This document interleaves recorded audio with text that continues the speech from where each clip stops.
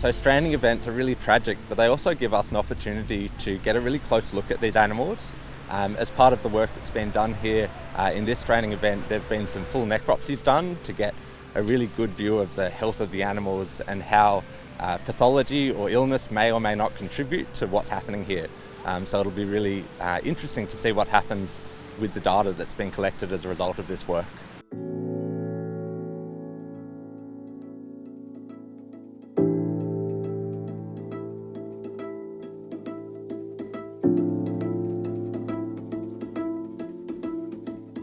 Every whale that's been released has been tagged with a small individual tag, and so we'll keep monitoring.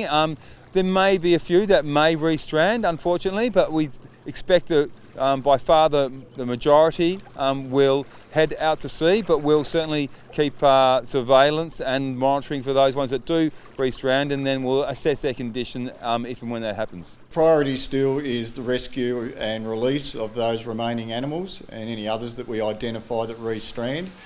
And then smooth transition straight into carcass collation, bringing them to a central point along Ocean Beach. That way they can be basically long line or tied together, ready for disposal at sea, which is our primary target. It's a fair biomass to be sitting there in the environment.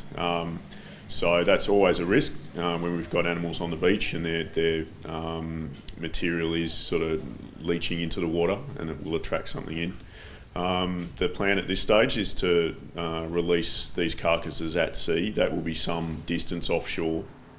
Winds and currents and swell conditions will spread those animals apart quite rapidly.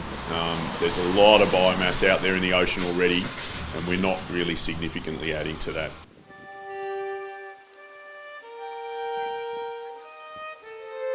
There's a few different ideas about what might contribute to stranding events.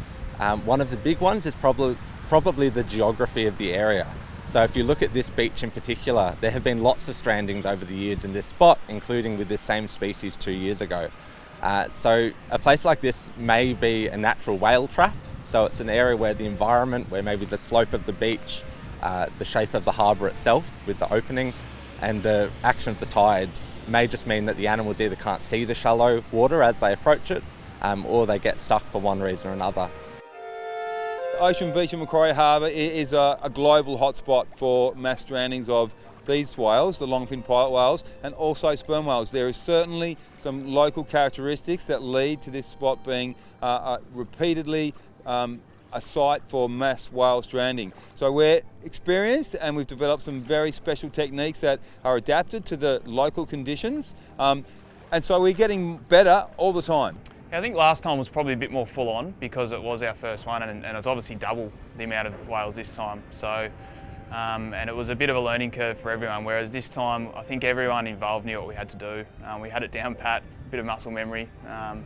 So yeah, it was good. Once we got flowing, within half an hour, everyone knew their jobs and we moved a lot of whales really quickly.